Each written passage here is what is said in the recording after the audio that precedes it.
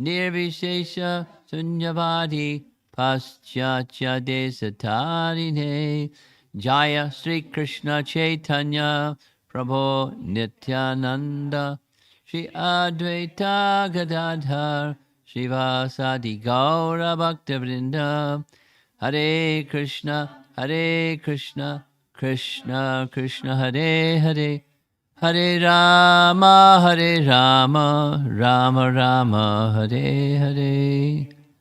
Continuing, part, whatever it is, part 4, part 5, 5. Prayers of Prahlāda Maharaj, Canto 7, Chapter 9, text number 14.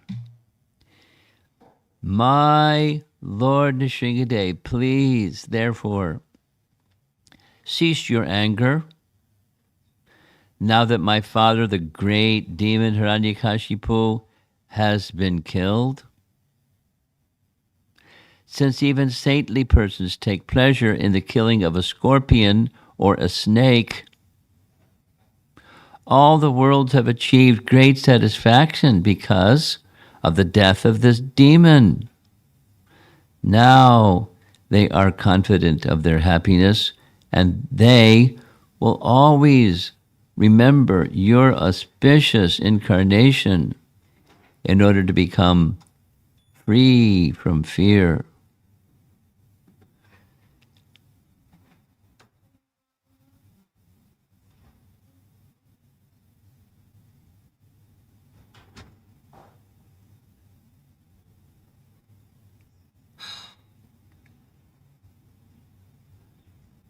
We saved you a place. Look at this. We knew you'd be coming. Right front row. Look, here's a screen right here. Yeah, it's okay. It's okay. You're close. Yeah. Thank you.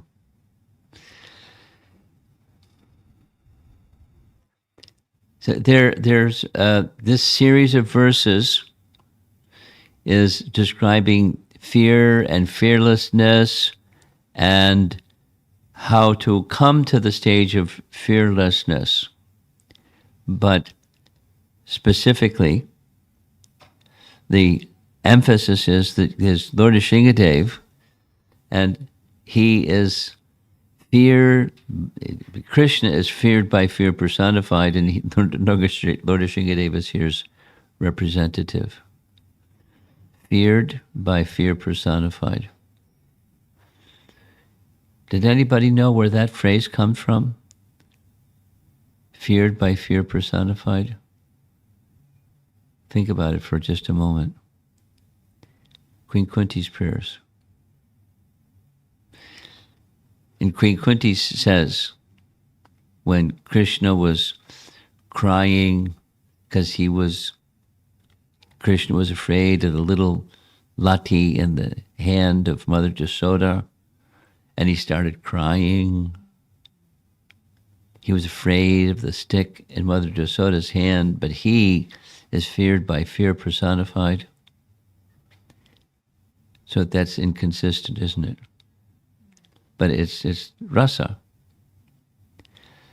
Note, although this is Canto 7, we're already in the topic of rasa, because the personality of Godhead is rasa, and all of his exchanges with others, devotees and otherwise, is also rasa, because he is rasa, and of all varieties. And the nature of that rasa is to enhance the happiness of exactly our topic yesterday. The happiness of the devotee is the happiness of the personality of Godhead. The happiness of the personality of Godhead is the happiness of the devotee, because it's love. So when the devotee offers something, this is what we discussed yesterday, when the devotee offers something, the benefactor, the one who is benefiting, is the devotee. Because for two reasons. When that devotee gives something to the one who has everything, It doesn't need anything. The pleasure of the devotee is their happiness. They get the benefit from giving something to he who has everything and doesn't need anything. So the comparison is that the face being decorated. And when the face is decorated, the mirror shows the face being decorated. Krishna is, so we're the reflection, what's shown in the reflection, and Krishna is the object. He's something is being offered to him, so it's for him. And the one who's benefiting is not him. It's the one who's giving to him, who doesn't need anything. It's a very transcendentally contradictory, wonderful. So that's the nature of transcendental love. So the focus here is the gift of fearlessness. Just by seeing or remembering or thinking of or worshiping or being connected to Lord Nṛsiṁhadeva, fearful, half man, half lion. Yikes. Lions are fearful. You don't mess with lions. But the cub doesn't worry about fear of the mother cub, of the mother lion. So let's go forward. In the word for word, in the Sanskrit here, that we find in this red letters, your anger. So there's different words that are being used for anger. Well, here's one of them, manyam. And then sarpa. Sarpa means snake, serpent, sarpa, snake. And there's the name for a scorpion. Rishchiksha, chikha, rishchika, scorpion. Even saintly persons take pleasure in the killing of a scorpion or a snake. Now, Prabhupada was very careful about this. When the mosquitoes, so Prabhupada and mosquitoes, let them go, but if they attack, then you can let them have it. But if they're just zooming around, but not attacking, leave them alone. If they start attacking, then you can do something. Or flies, or bugs, or or this or that. So the consideration is with a scorpion. I've learned this about scorpions. Scorpions are the kind of creature that even without provocation they'll attack.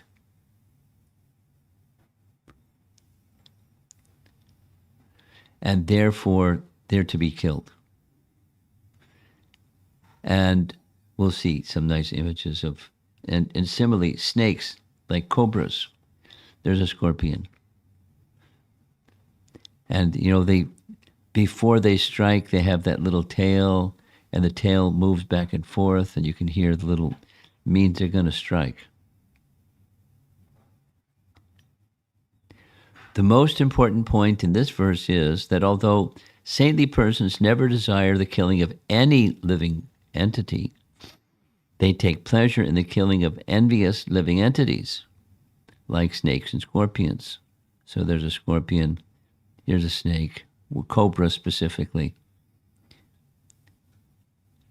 Hiranyakashipu was killed because he was worse than a snake or a scorpion, and therefore everyone was happy.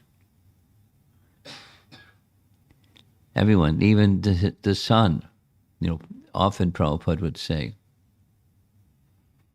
he saw his father being ripped apart, and he was happy. What's wrong? What's wrong with this little boy? Because the little boy, that after all he is his father, and yeah, after all he was mean and nasty and threatened to kill him and attempted to kill him and so forth. There's Prahlāda offering a garland to Lord Nṛsiṁhadeva. There's a nice story that Prabhupada told, I've heard many times, and I'll share. You probably know it too. One time Prabhupada was visiting at the main Gaudiya Math temple in Mayapur. Chaitanya Gaudiya Math is the name of the place. It's a place where Chandrasekhar had his home. And Chandrasekhar was a great devotee of Lord Chaitanya, and his home is still there. At least the place where his home is still there. And that became the headquarters of Gaudiya Math. And the headquarters of Gaudiya Math means where Bhaktisiddhanta chanted his 1 billion names in a little cottage, and where the deity was installed, Radha Kunja Bihari, I think that's the name of the deity, Kunja Bihari. And so forth. A place, a replica of Govardhan Hill, and so it was his headquarters.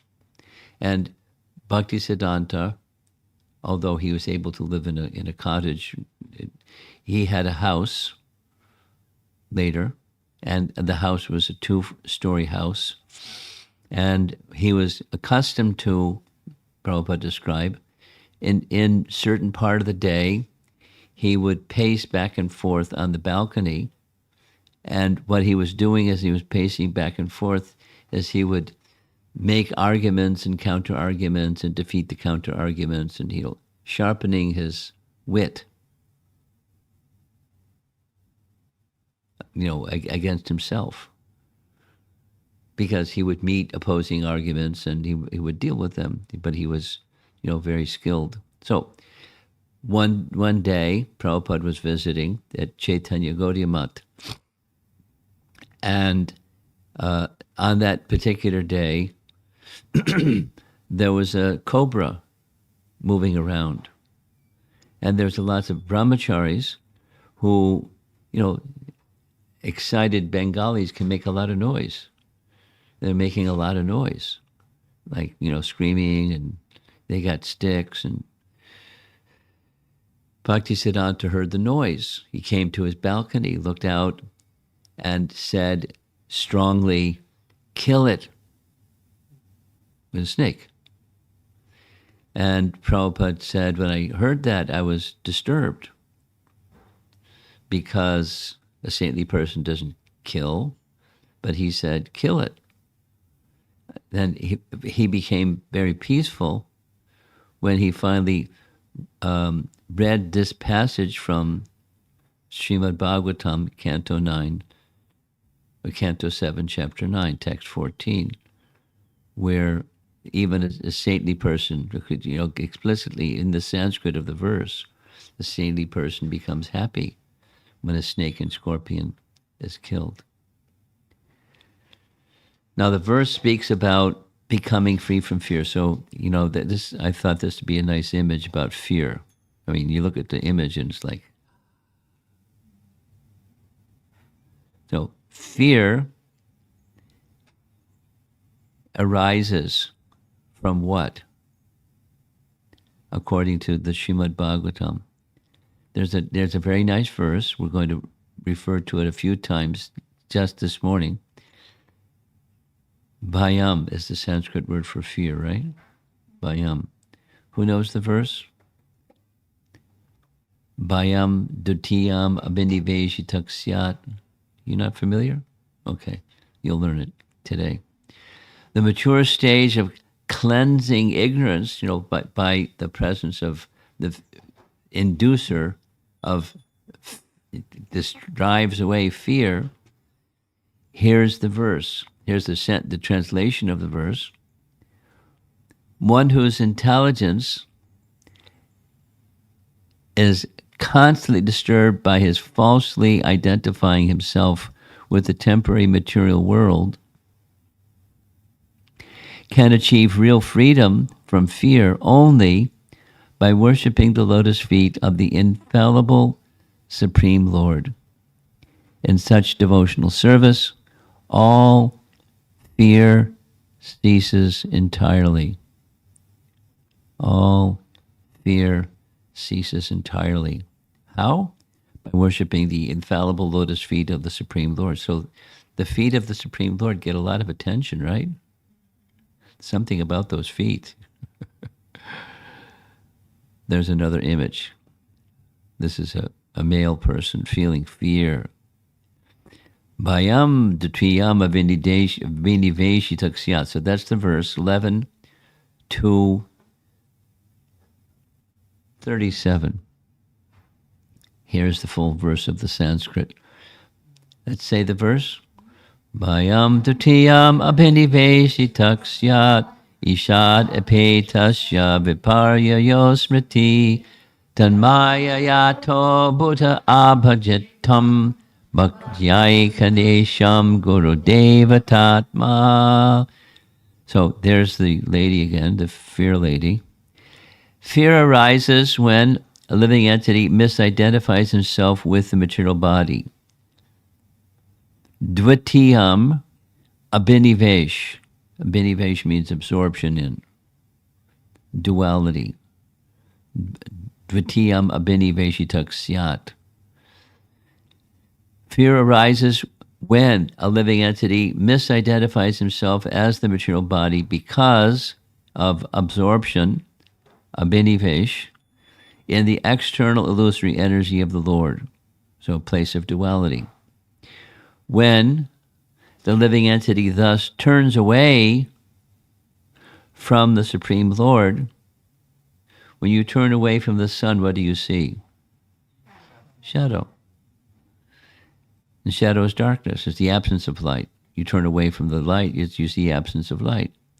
So one who turns away from the Supreme Lord also forgets his own constitutional position as a servant of the Lord. This bewildering, fearful condition is affected by the potency for illusion called Maya. Therefore, an intelligent person should engage unflinchingly in the unalloyed devotional service of the Lord under the guidance of a bona fide spiritual master, whom he should accept as his worshipable deity and his very life and soul. Very important verse, like, Maya and its contrast, or it's the solution to Maya. Turn your face towards light, and turn your face towards light is made possible by the one who's the torch bearer, the bearer of that light. The light of the Supreme is coming from the Supreme and carried by the representative, the spiritual master. So here's this feared by fear personified. There's a nice image. There's fear personified. I couldn't find a better image. Fear personified. So this is from, as you see on the screen, 1.8.31. 1.8.31 is Kunti's prayer. We'll see Kunti's prayer in a moment. Then who is this fear personified? That's a good question. Feared by feared personified. So the fear personified fears Krishna. He's feared by fear personified. And this fear personified is described in Canto 4, Chapter 8. It's describing the Prajapatis filling up the universe. And Kali, the personality of Kali, and Durukti, so quarrel and harsh speech, got together and produced these two children, death and fear. So notice the spelling, because this word BT is going to show up several times, or different derivations of that root word, fear. So it's found in the last word of this particular verse, 1:831. Spelling is different, but it's the same root. So there's a recording. I hope it works. Yes. Can you turn up the volume? No, it's coming over here. Just turn up the volume.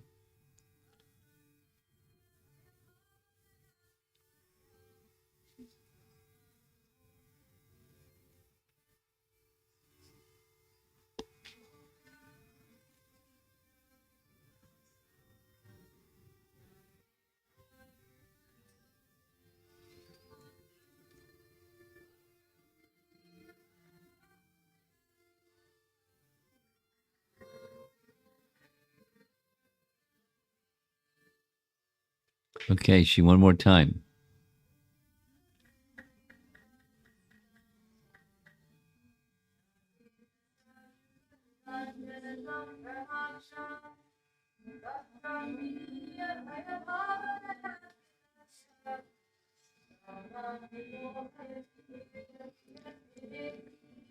So now you chant.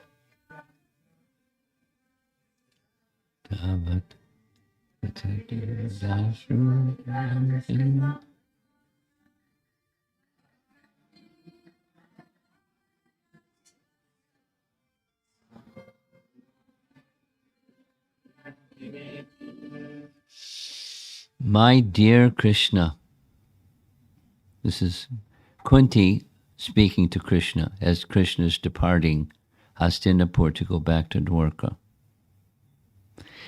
Yashoda took up a rope to bind you when you committed an offense, and your perturbed eyes overflooded with tears, which washed the mascara from your eyes, and you were afraid.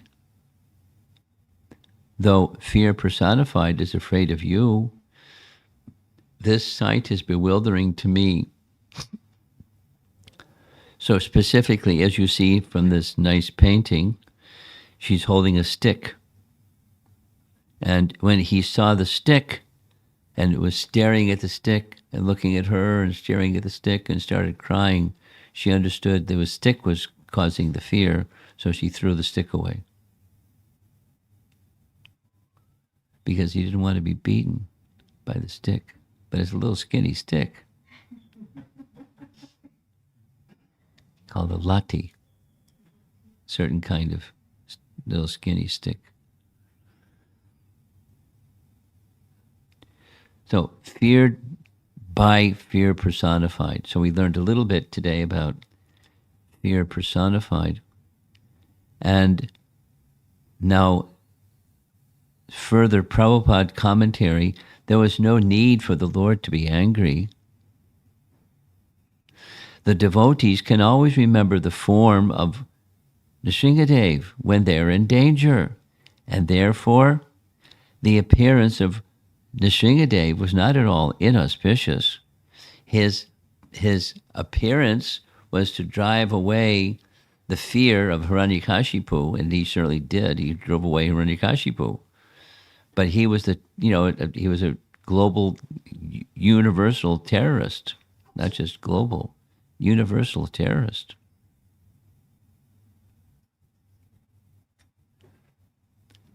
She's okay. She's okay. She's just playful until she gets up and starts running around again, finding another lap to sit on, and then she's okay. You're very nice.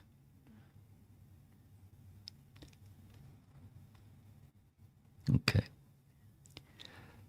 This is a feature. Let's pay attention to how Prabhupada is describing the appearance of Lord Nṛsiṁhadeva. Of course, was to dismantle Hiranyakashipu for the benefit of everyone. And everyone was happy when he was killed, just like when a scorpion is killed. So, or this serpent is killed. But his appearance drove away fear. here's a very nice, I'm going to spend some time on this topic. This is a photograph of a painting that goes back to Canto 7, Chapter 1. So much of, not the entire Canto 7, is part of this discussion between Yudhisthira, seated before Narada Muni, and there's the personality of Godhead Krishna, and the occasion was the Rajasuya Yajna. What's Rajasuya Yajna mean? It was, the circumstance was very interesting. The Pandavas had come back, and they were refused a place in Hastinapur, but they were given a place in a forest, the Khandava forest. So they went to the Khandava forest, and there was a big blazing fire, and the personality of Godhead put out the blazing fire, and so Maya Danava came out of the blazing fire and fell at the feet of Arjuna and begged Arjuna, please accept a benediction from me. And Arjuna said, Kshatriyas don't do something to get something. I don't need something, thank you. Krishna said, accept his offer. And because he can build a palace for your family to stay in Indraprastha. So Mayadanava, lickety split, he built a palace.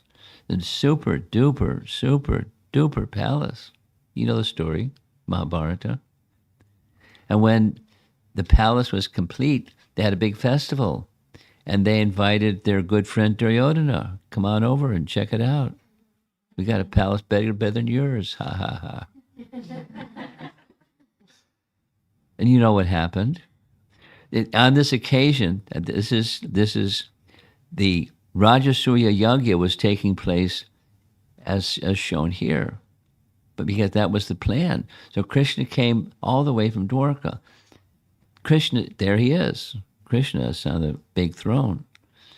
And part of the the scene when Duryodhana came was the queens were there, and when Duryodhana mistook a pond to be a place to walk, and he stepped in the pond instead of a place to walk, he fell in the water. And the queen started laughing. And Yudhisthira said, no, that's not nice. He's a celebrated person. Don't laugh. And Krishna said, laugh. Why? Wasn't for the purpose of insulting. It was for the purpose of his appearance in this world was to bring about the destruction of the demoniac kings, one of whom was Duryodhana and his buddies. So Krishna wanted, way back then, Krishna wanted. And then there's other personalities. Question. Oh, scholarly devotees. When Jai and Vijay took their birth on earth, the first two pair were whom? Go ahead. The first was Ravana and Kumbhakarna. Then Hiranyaksha and then Shishupal and Dantavakra. Dantavakra and Shishupal were sons of Damagosh. This is a detail, but they're all part of the same royal family. Damagosh was Vasudeva, Krishna's father's brother. And he had two demon sons. Kamsa was certainly in the same category, but these two, Shishupal and Dantavakra, were the last lifetime of Jai and Vijay. And then they went back to their position, gates of Vaikuntha. It's very, I find it very interesting. And so Shishupal, the beginning of this discussion that you see here, This is Yudhishthira seated before Narada Muni, and Yudhishthira, is asking, in Krishna's presence, he is asking Narada Muni some questions about Krishna. Krishna's right there. You could just ask Krishna. He's asking Yudhishthira. So here's the verse from Canto 7, Chapter 1. When Maharaj Yudhishthira was performing the Rajasuya sacrifice, the great sage Narada, responding to his inquiry, recited historical facts showing how the Supreme Personality of Godhead is always impartial, even when killing demons. In this regard, he gave a vivid example. Now, the example is taken from this chapter 1 of Canto 7. And in Krishna's presence, he's describing the impartial nature of Krishna. It very much relates to our topic in Canto 7, Chapter 9.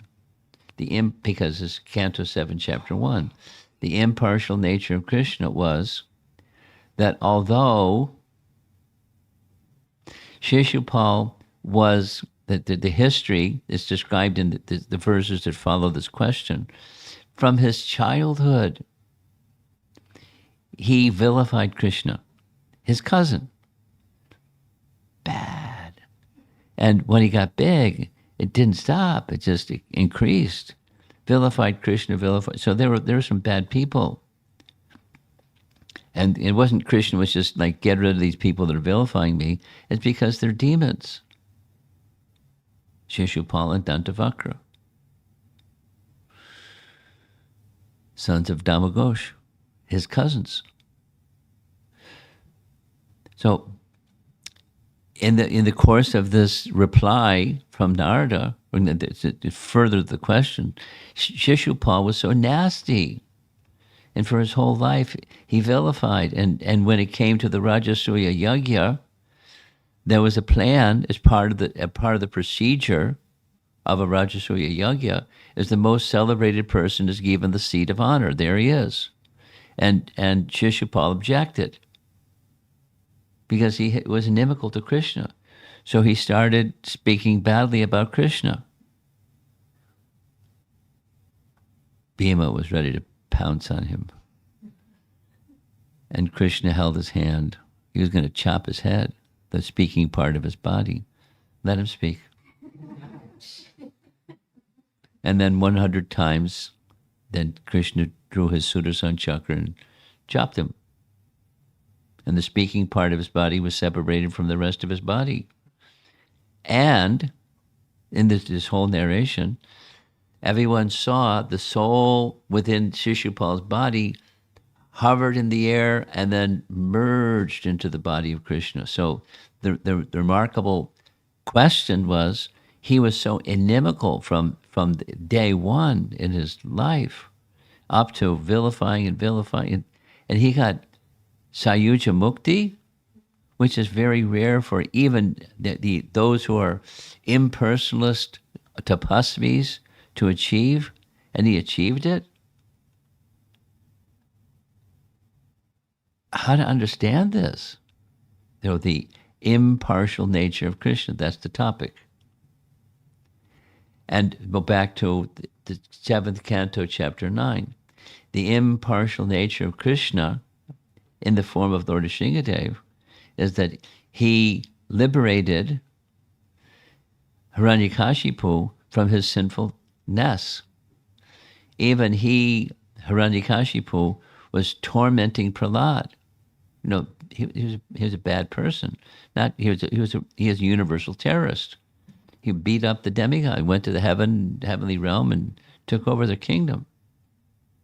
He was bad, powerful, bad.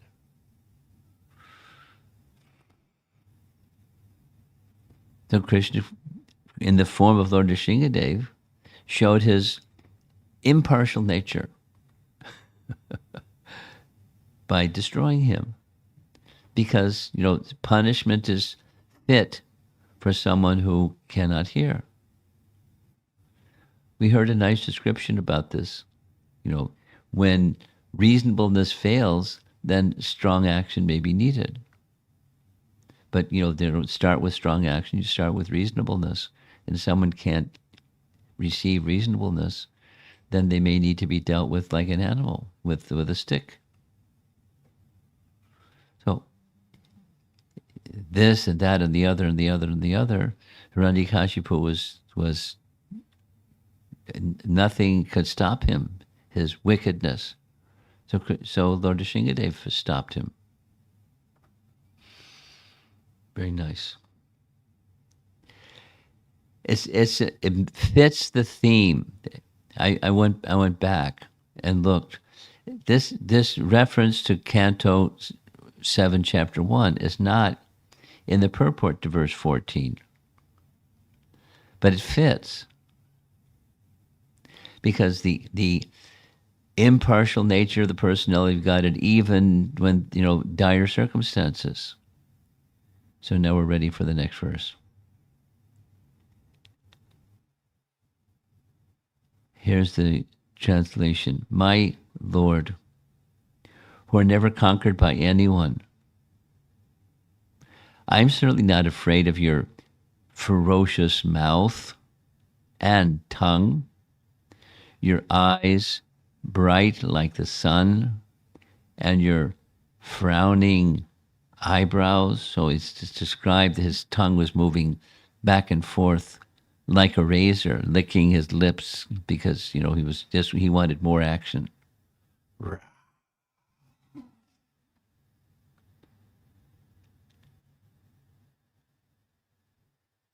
Then, I do not fear your sharp pinching teeth, your garland of intestines, your mane soaked with blood, or your high wedge-like ears.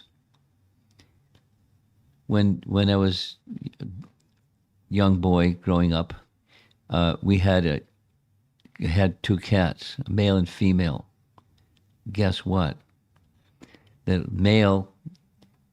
female regularly had little kittens. And so I learned this from watching. Whenever the cats, male or female, when there's some prey, like they're chasing a bird in the lawn, in the yard.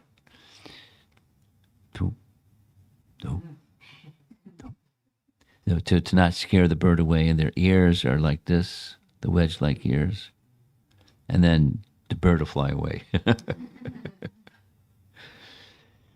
Birds have extrasensory perception. A cat can't sneak up on them, sorry. Nor do I fear your tumultuous roaring, which makes elephants flee to distant places. What happened? You did something with the sound.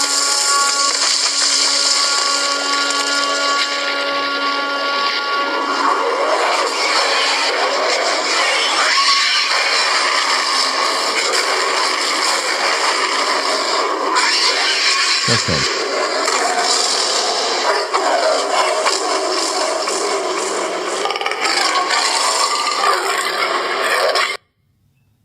You got the idea. My first visit to the Boston Temple, I didn't know what was going on, but it was Nṛsiṁha Chaturdasi. And they had a drama to enact the pastime of Lord Nṛsiṁhadeva's appearance on Nṛsiṁha Chaturdasi. And I didn't know, but the temple room was up on the second floor, and there's these bay windows along one side of the building, and then drapes that went all the way from the ceiling down to the floor. And unseen by any of us was Muralidhar, who was Lord Nṛsiṁhadeva in the drama. But he didn't. The drama didn't come till after Arti and after this and that. But he was just standing there. No one could see because he was. So his features, Muralidhar, very tall, an artist, and very intense, big, thick eyebrows, and they played some of this roaring sound of a lion when he appeared, because Hiranyakashipu took a sword and, "Rah, is he in this pillar?" and slashed the curtain with a little rubber sword or something. And Muralidhar came out and with his arms raised like this, and with a headdress of a lion and roaring, and people that didn't know what the story was, they like ran away. Woo! And he kept with his arms, and then he did the whole thing. Put Hiranyakashipu on his lap and pulled out his intestines, because with spaghetti or something. It was very exciting. So Lord Nṛsiṁhadeva's appearance has very, very dramatic. So, nor do I fear your tumultuous roaring, which makes elephants flee to distant places, or your nails, which are meant to kill your enemies. The lion is very fearsome for other animals, but its cubs, like in the upper left, its cubs are not at all afraid of the lion. The water in the sea, or water of the sea, is certainly dreadful for all living entities on land, but within the sea, even the small fish is not afraid. Why? Because the small fish can take shelter of the big ocean. It is said that although great elephants are taken away by the flooding waters of the river, the small fish swim opposite the current. No problem. So the same object for one is fearful, and the same object for another is very, very contenting, or makes one feel very contented. So that's Prahlāda towards Lord Nṛsiṁhadeva. He's not, there's his sharp teeth and strong jaws and etc., but he was unafraid. Therefore, although the Lord sometimes assumes a fierce appearance to kill the Duskritis, the devotees worship him. Keshavadvita, Narahari Rupa, Jaya Jagadisha Hare. The devotee always takes pleasure in worshiping the Lord and glorifying the Lord in any form, either pleasing or fierce. So the painting is showing the pieces of the column or the pillar, which Hiranyakashipu hit with his sword, smashed all over the place, and then roaring from that pillar came Lord Nṛsiṁhadeva, dealing with Hiranyakashipu. And, we know who got the sorry end of that exchange. And the final verse for this morning's class.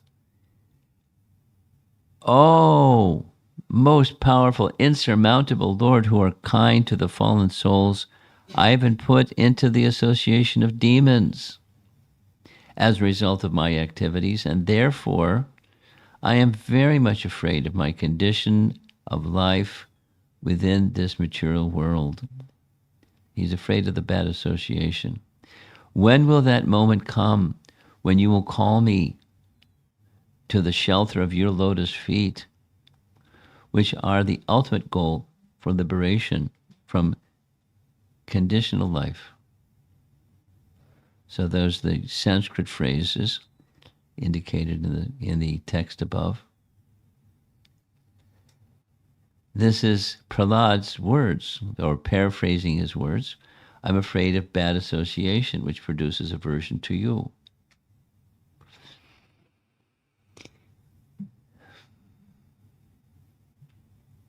Now, what are we to do?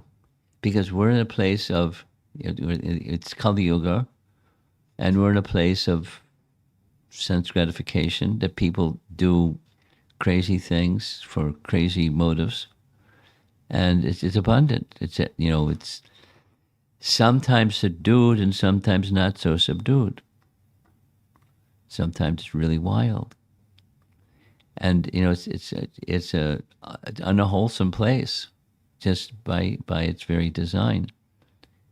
And here we are, there's a number of parents with small children like this little girl, and you're inviting a little girl to grow up in a place that's a Kali Yuga place. Shoo. Better think twice about inviting a little living entity to take birth in a wild place.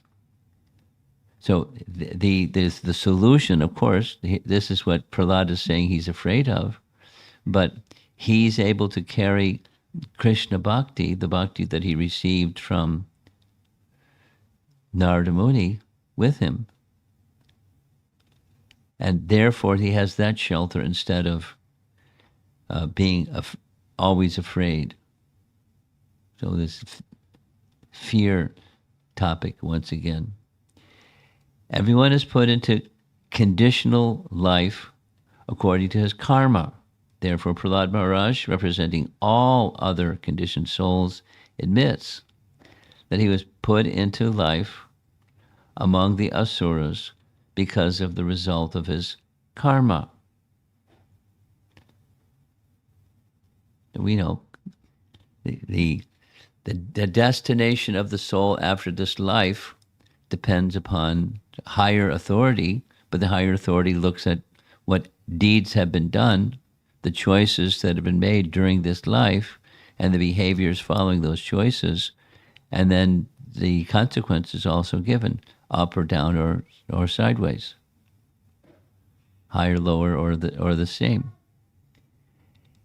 bound by the laws of karma. So whatever condition one is in, so he, Prahlāda, is in the family of demons, and rightly so, according to scripture at least. He's the exception, but the rule is, according to one's karma, one gets an unfortunate situation or a fortunate situation according to karma, or mixed situation according to karma. The Lord is known as Kripana Vatsala because he is extremely kind to the conditioned souls. The Lord is extremely anxious to deliver the conditioned souls. Of course, the representative of Krishna, particularly our founder Acharya, how much driven was he towards bringing happiness or relief of the suffering? He could have stayed in Vrindavan and just gone into, trance of love of Godhead. But he didn't do that. He left Vrindavan under the order of his spiritual master. And look what he did. Of course, empowered, but look what he did. And how he did what he did was just was tireless, endless, here and there, and the next place, and his message was just broadcasting the message of Lord Chaitanya, which is the message of Srimad Bhagavatam, and broadcasting it, and broadcasting it, and broadcasting it. And look at our 6 Goswamis. They did the same thing right to the very end, taking the message that had been given to them from Srimad Bhagavatam and from Lord Chaitanya directly, some of them, these Rupa and Sanatan, and then compiled literatures. There's some passages, I'll just share this a little bit. During the time of the 6 Goswamis, India was under subjugation of rule of Muslim leaders from different parts of the world. But and some of them were benevolent and some of them were merciless. It was a common thing for the merciless ones to literally place a price on the head of a Vaishnava, meaning if someone would bring the head of a Vaishnava to the court of the king, they'd get a reward. There was a price on the head. Cut off their head and bring your head, please. And they'd get a reward. So it was dangerous to be a Vaishnava. I mean, At different times, there were, again, different leaders that were of a different disposition. But that was common, very dangerous. And how to propagate Krishna consciousness in a very dangerous situation. It's different, but it's similar to what Prahlāda Maharaj experienced. So there are places in the writings of Rupa Goswami specifically where in his writings he says, I'm writing this for the Vaishnavas. I'm writing this for those who are dear to me, the Vaishnavas. Because he wasn't, there was no printing. Who was he writing for? Who's going to read his writings? Who's going to get a copy of his writings to read it? There was no printing press. How many people were literate? So it was he was writing for those dear to him. He had no idea. Now, fortunately, Krishna's divine arrangement, this is a detail, a historical detail. When he left this world, before he left this world, he entrusted all of his manuscripts, which is the only way to preserve his writings, was in manuscript form, and he gave all of it to Jiva Goswami. And one of the reasons was that Jiva Goswami had a temple, because the 6 Goswamis were living under trees, or a little bhajan kutir place at best, but no place that's secure and safe. And what to speak of something that's going to last? Manuscripts. What's going to preserve the manuscripts? So Jiva Goswami entrusted his manuscripts. Rupa Goswami entrusted his manuscripts to Jiva Goswami.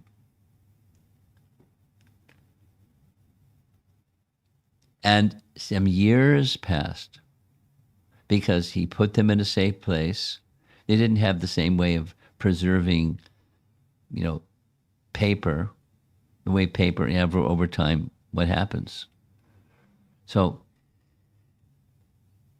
finally, the priests, the pujaris, the heads of the Radha Damodar temple, they turned all those original manuscripts of Rupa Goswami's writings to another entity that had the skill to preserve the manuscript.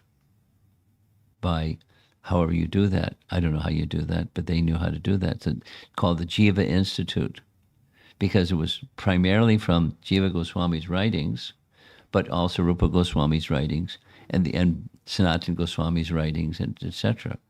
So this Jiva Institute facility has original manuscripts. Because how are you going to know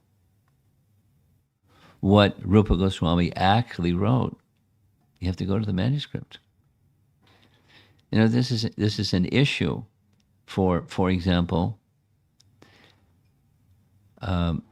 Mahabharata or Valmiki Ramayana.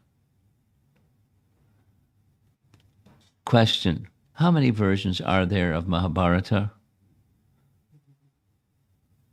Or say it differently, where's the original manuscript of Srila Vyasadeva, where he wrote Mahabharata? According to one of the connoisseurs of ancient Vedic texts was Madhvacharya. He gathered manuscripts and kept them in a library. And then his library there was a fire in the library. You know this history? Madhvacharya had a gigantic library, and there was a fire in the library. The library was gone in the fire. Madhvacharya made reference in his writings to this and that and the other text that just aren't available anymore because they were lost in the fire, but they were real texts that he verified the veracity of them and entered the reference from the Sanskrit into his writings. But because Madhvacharya is respected, then the fact that those manuscripts existed during his lifetime are accepted. But where the manuscript is, nobody knows. It was lost in a fire. He, Madhvacharya, made a mini commentary, Mahabharata Tatparya Nirnayas. Some of you may have heard that title.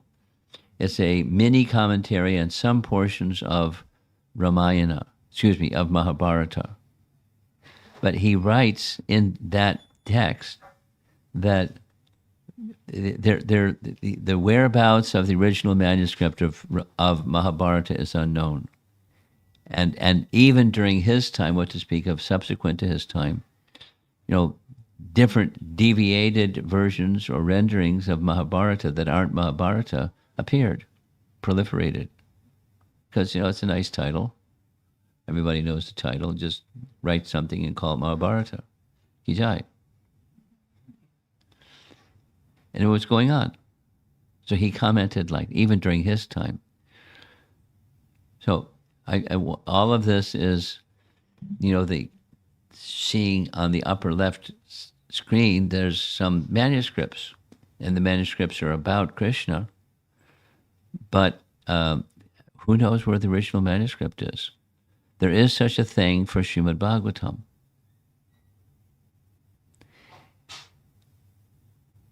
And Valmiki Ramayana, there is such a thing also. But Mahabharata, no. Now, how it happens that because Ramayana was before and Mahabharata was much later, I don't know how one was preserved and the other was not. And during the time of Valmiki, largely it was by oral tradition. And so you need qualified brahmanas that could recite from memory, all the slokas of Ramayana. Anyway.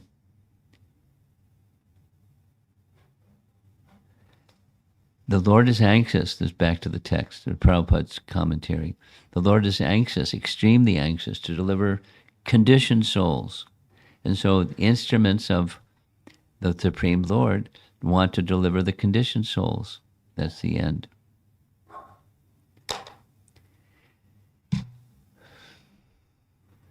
So the happiness of everyone, the demigods, and Prahlāda was his father is gone, and now he's standing before the personality of Godhead, and he's being blessed by the personality of Godhead's hand on his head, and in purified consciousness, speaking all these nice things, and still preserved. So there's more coming with the rest of chapter 9 of Canto 7.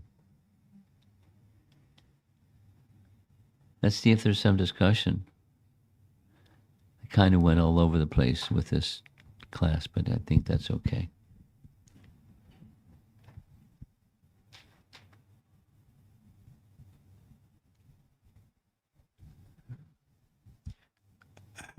Hare Krishna, Guru Maharaj. It's not really a question. I just want to say that the Prabhupada name was Abhaya, and the one who's fearless. Yeah.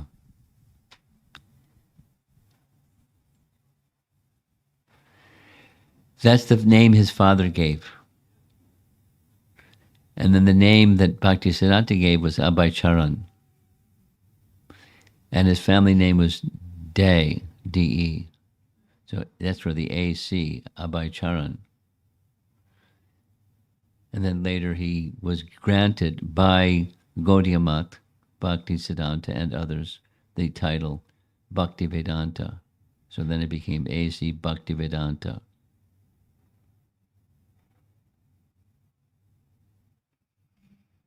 Abhay. Anything else? Yeah.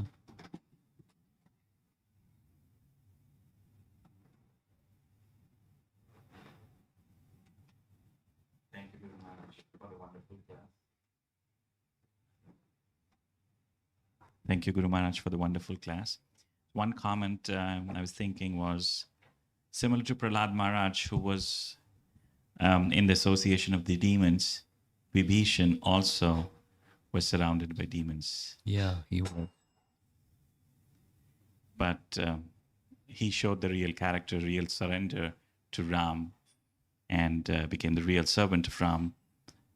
So I was thinking about the two similarities, how they, in spite having difficult circumstances, they never faltered, they never wavered away from the lotus feet of the Supreme Lord. Right. And the question I have is around prayers. Thinking, okay, I'm not good at memorizing verses or prayers. So when I chant, I think of just what Prabhupada says, like, I want to serve you, Radha Krishna. And when I bow down, I just pray for the Krishna Prema. But what prayers would you recommend, or what things you would recommend from a prayer perspective? Like we see all glorious prayers in Srimad Bhagavatam. Pick your favorite ones. They carry different moods. There's prayers in the Srimad Bhagavatam. One time I was giving, I was coming up with ideas of seminars. So one of the ideas I had was prayers in Srimad Bhagavatam. And I closed that chapter because there's so many prayers. And like this is just prayers to Lord Nṛsiṁhadeva. And there's, it's a whole chapter, and it's robust. Something's going on.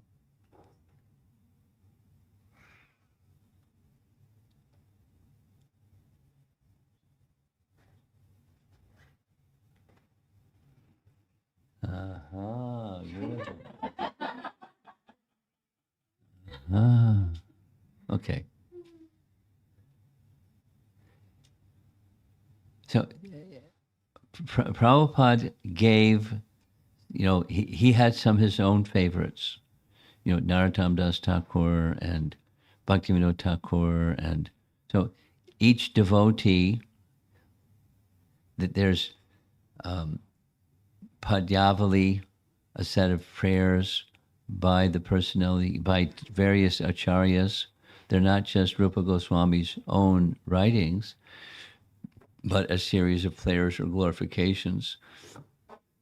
So my answer to your question is depends on the individual, but it's nice to become familiar with a certain set of prayers which may change after some time, and recite those prayers. Certainly in our morning and evening program, we have our sets of prayers. There she is again. So we have our sets of prayers, and it's good. There's a purpose. Prabhupada selected those for all of us to recite, like, for example, our Nṛsiṁha prayer. How come every child that likes to get in front of a microphone knows how to sing the Nṛsiṁha prayers, and they sing the Nṛsiṁha prayers all over the place, in temples or gatherings, and so. And it's not just the song itself or the prayer itself; it's the message. What's being said? So, by reciting prayers, my answer to your question is by the recitation of prayers is more important. What's the subject matter and the mood than it is, whether it should be this one or that one. That which suits your nature. And if you understand, it's important. And then there's an effect from the chanting or recitation of prayers, and this opening of the heart to the personality of Godhead. It's a nice stage of bhakti to realize. There's power. There's effectiveness, awakening of Krishna consciousness by the medium of prayer. It depends on the person. Here's a for example. For example, there's some devotees I know that before they begin their japa, they recite a certain prayer or set of prayers, just to, purposefully fix their consciousness in the right orientation, receptive orientation for hearing, as they're before beginning their chanting of japa. It can become mechanical, but if you meditate on what you're doing, just like, Gayatri is a prayer, or the pranam mantras is a prayer, and it can be mechanical, but it can also be devotional. Where you're meditating, you do it, each time you begin something, or the prayers before taking our prasadam. So if you meditate on what the meaning of the message is, the meaning of the prayer, then it expands your Krishna consciousness more quickly. Hare Krishna.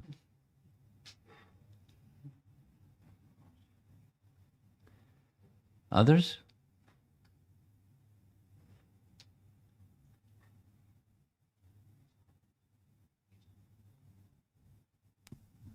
Thank you, Maharaj. I don't have a question, You but I don't? just wanted to say that your classes has been a big help for me.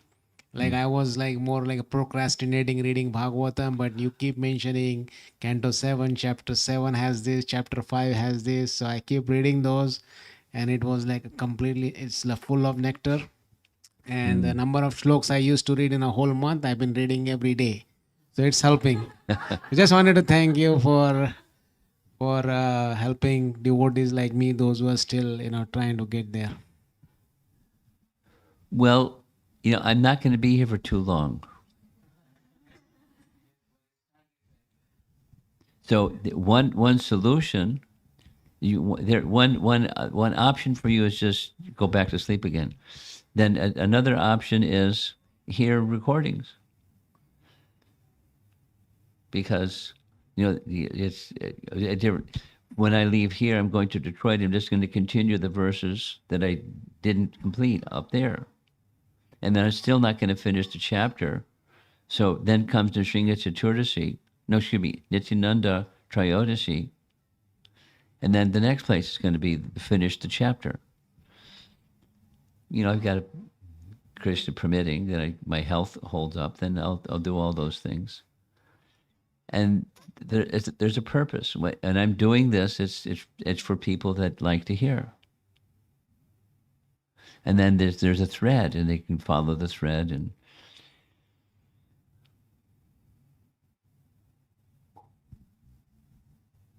go on hearing. That's our process: hearing, chanting, shravanam, kirtanam. Yeah. One more question, Maharaj. The Nṛsiṁhadeva prayer that we know that Prabhupada has given to us is not, I understood, is not like the original. This last two verses come from Jayadev Goswami prayers, but Prabhupada has put it together so that the devotee, ISKCON devotee, do it systematically every day in the morning program, of course, of the every. What I wanted to say, why Srila Prabhupada has put so much emphasis on this prayer. Why not? It expresses a mood. He's the acharya, and he wants his students to wake up or come out of the slumber of forgetfulness of material existence. And so this is something that has some force and some strength, and there's a power within the verse, as there's power within Lord Nṛsiṁhadeva's appearance. And so it carries, the prayer itself carries that power, and our Acharya wanting us to do, then we just, and in course of time, by reciting and reciting and reciting, we can the little light starts to go on. Some purification comes, and just understanding of more deeply what's the message. Of course, we can start like that, and in some cases, devotees do start like that. But then by meditation over time, it's not just mechanical. If it stays mechanical, the effectiveness will be less. So your question specifically is why this particular set of prayers? Because there's power in it. It's a direct connection. There's others. I already referred to this Ugram Viram Mahavishnu. That's well known beyond outside of ISKCON. This other prayer is less known outside of ISKCON. So it's kind of got the ISKCON stamp on it or mark.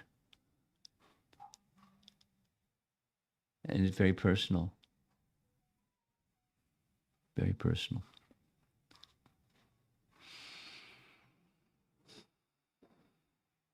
Something else? Yeah.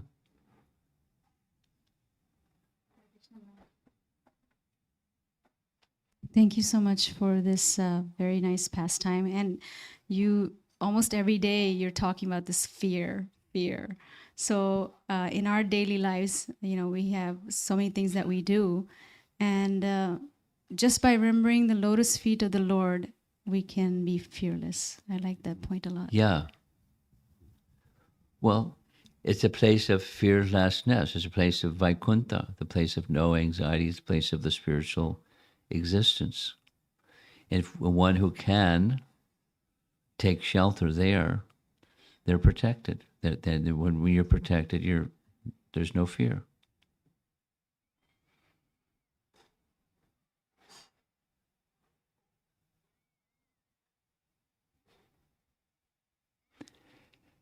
As I'm speaking, I'm thinking about a situation when I was in a departure lounge in some airport in China, probably Beijing.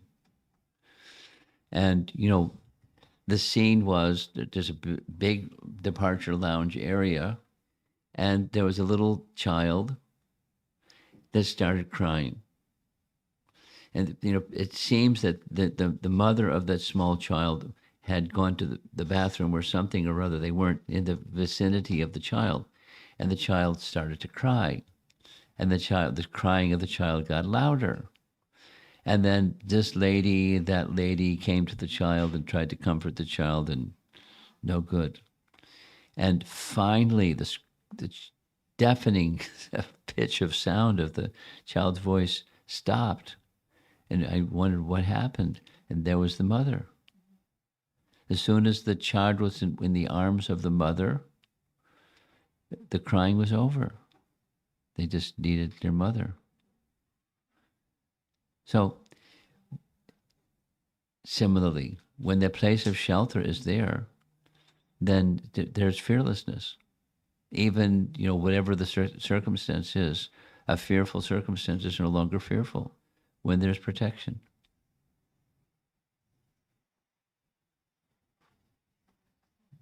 If we have a place of shelter. And it's a really good lesson to learn.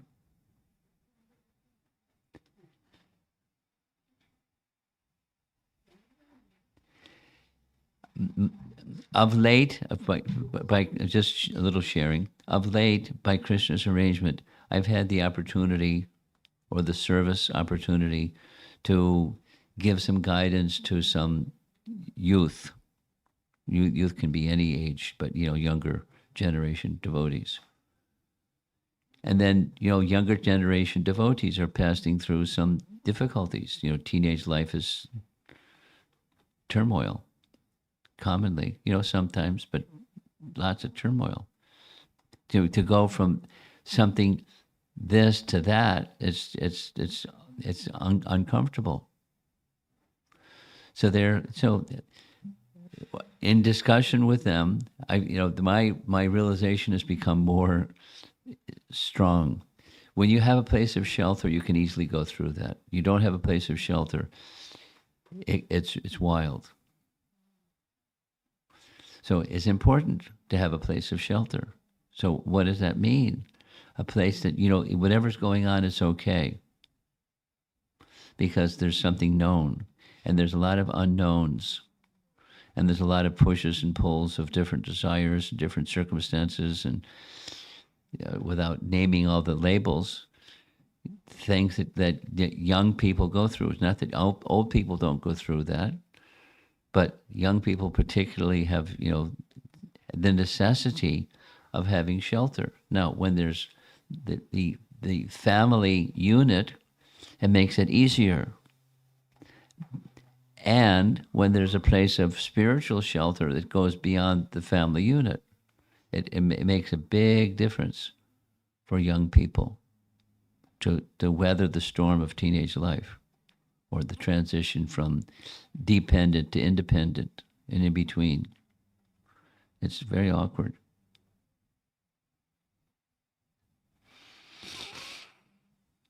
Place of shelter is a place of fearlessness. That's the response to your comment. Anyone else?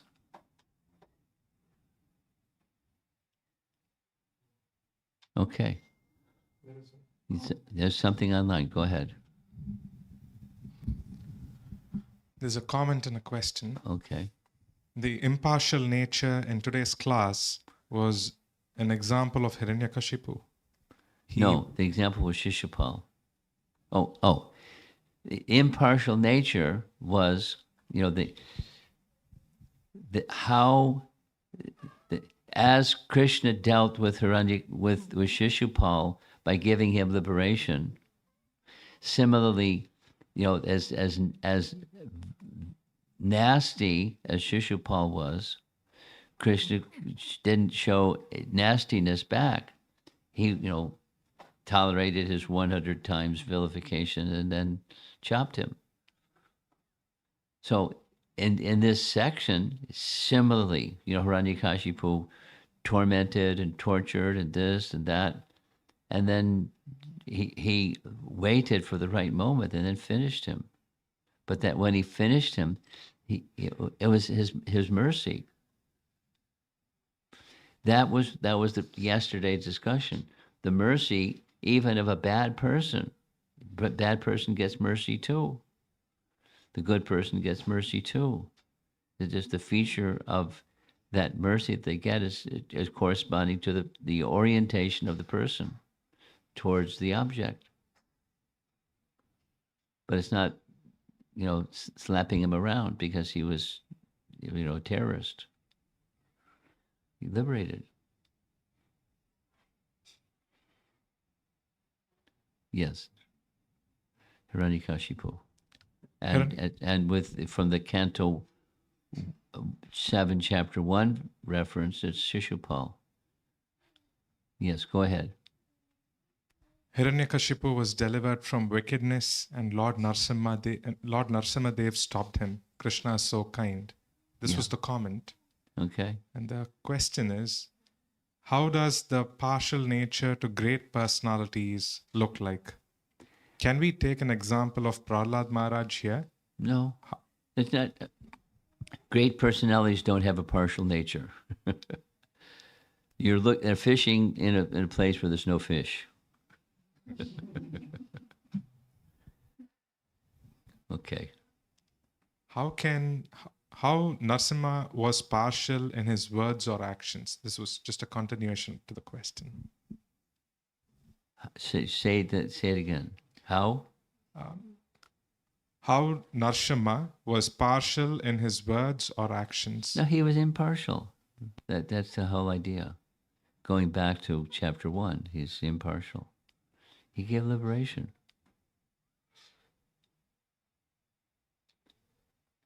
He's displaying anger, but then that Prahlāda has explained that anger. It's meant for those who are inimical to the devotees. That's what the anger is for.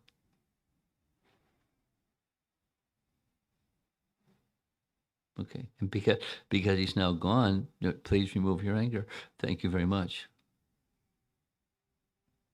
And the Lord became pacified by these words and by the demeanor of Prahlāda. Okay, Srila Prabhupada. Oh, you have something? No, just a comment. I was thinking about something. Well, that's good. Anyway, it's not like it has to be transmitted, anything like that. I don't know if you remember the last time you were here in a program when you got shelter, taking shelter. Their daughter passed away about 2 years ago. While you were walking in the door, she ran and hugged you. And maybe even you were shocked because she never did something like that. And then after maybe 2 months, 3 months away, after that she passed away. I don't know if you remember. You were walking here and she ran and hugged you. Huh. Yeah, her picture is here. I don't remember. You don't remember. I have a bad memory. Some things I remember, but most things I don't remember. Yeah, but you're talking about shelter. I'm thinking about that. Okay. Okay. One more question. One more question. Hare Krishna. Thank you, Guru Maharaj. So my question is like from previous classes when we heard like Lord Nṛsiṁha have Lakshmi. So she was also very fearful to even come and pacify him. So in regards to that, it's more of like a tattva question, I think. So Vishnu has Lakshmi and Krishna has Radha or Rukmani. But in Puri, when we go to Jagannath, then we have Lakshmi over there. And I've also heard like in Lakshmi is still like doing tapasya in Vrindavan to get into the Ras Leela. She has a different bhava. So I just get confused when we are also having Radha and Krishna, and then we also have Lakshmi with Balaram and Lakshmi with Nṛsiṁha. So I just wanted to little clarification if you could help me understand. It looks like 4th of July fireworks.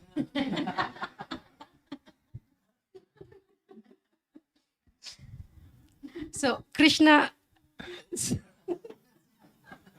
Wow.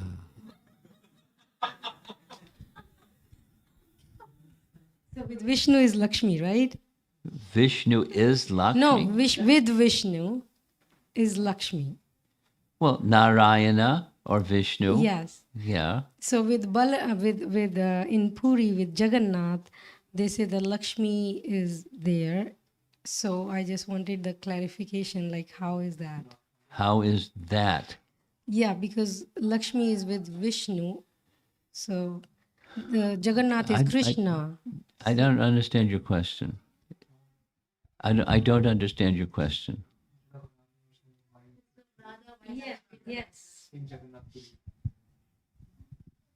So with Vishnu is always Lakshmi, right? The console of Vishnu is Lakshmi, and in Jagannath Puri, there is no Radha there, but why Lakshmi? Yeah. But where is Lakshmi in Jagannath Puri?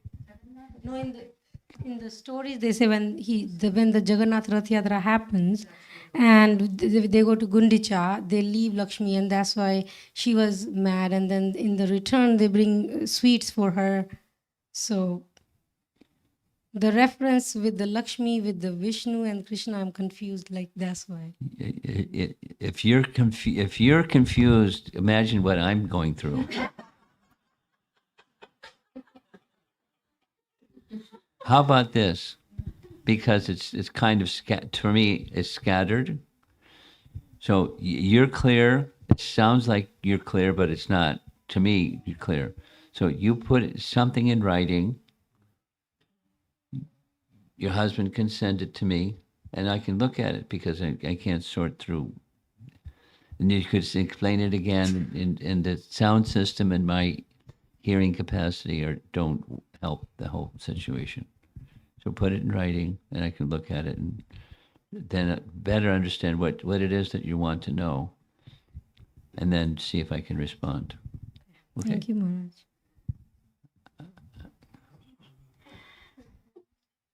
Okay. Sorry, Maharaj. You're not Just- going to ask the same question, are you? No. Okay. So my question is, thank you for the wonderful class, Maharaj, and answering all the questions. Questions. So my question is, when Krishna kills demons, they are liberated. Yes. So they never take birth again. That's my question. Do they? Well, that's what liberated means. So if such demons can be liberated by Krishna, the Jivatmas are not that terrible. Wait a minute. You're making a statement. Jivatmas are not in the category of becoming liberated? No, but we take so much, it is so difficult. Well, so what? He's the supreme power. Difficult for him is nothing. For us, What? I don't understand your question. Do you understand your question? You're not as bad as the demons. Why not take us back? So why not take us back? Why not take us back? Because we're stuck. We have affinity for the temporary. She wants That's to say why. it's better to be a demon killed by Krishna. No, it's not better. It's not better. That's silly. That's silly. Even demon did lot of tapasya to be a demon. We can't do that also. Vaishya Bhakti was very high.